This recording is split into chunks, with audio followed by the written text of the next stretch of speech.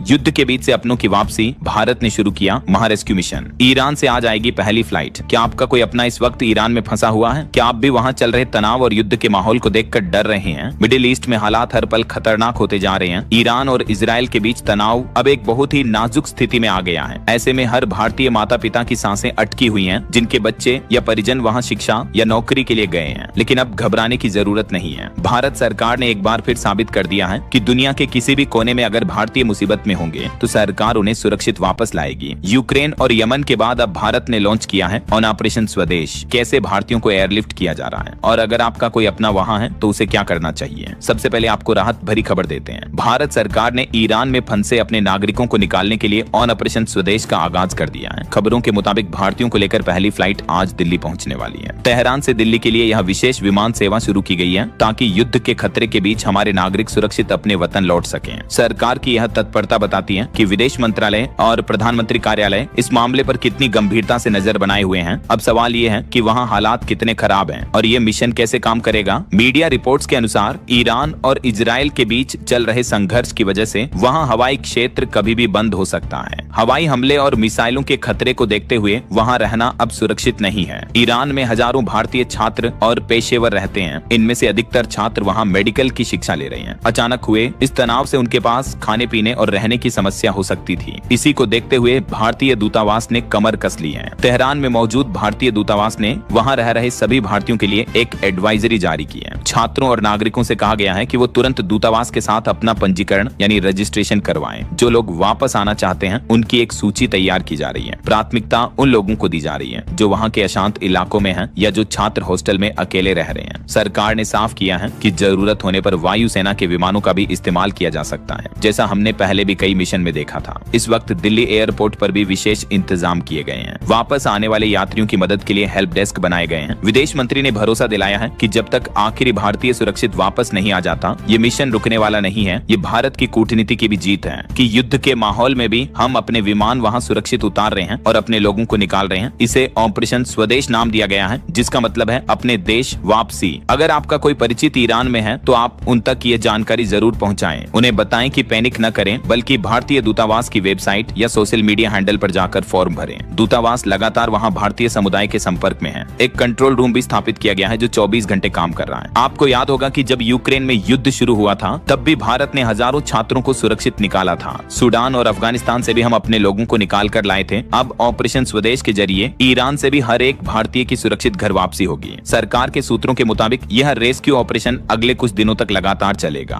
अभी शुरुआत में छात्रों को निकाला जा रहा है, उसके बाद वहाँ काम कर रहे मजदूरों और पेशेवरों को भी लाया जाएगा। तेहरान से दिल्ली की फ्लाइट्स की संख्या भी मांग के हिसाब से और अधिक की जा सकती है। ये समय धैर्य और साहस का है। अफवाहों पर ध्यान न दें और सिर्फ आधिकारिक जानकारी पर भरोसा करें। तो दोस्तों, ये थी ऑपरेशन स्वदेश से जुड़ी अब तक की सबसे ताजा अपडेट। भारत का यह कदम आपको कैसा लगा? क्या आपको भी गर्व है कि हमारा देश अपने नागरिकों की सुरक्षा के लिए किसी भी हद तक जा सकता है? अपने विचार और शुभकामनाएं कमेंट बॉक्स में जरूर लिखें। उन परिवारों तक यह वीडियो जरूर शेयर करें जिनके अपने विदेश में हैं, ताकि उन्हें हिम्मत मिल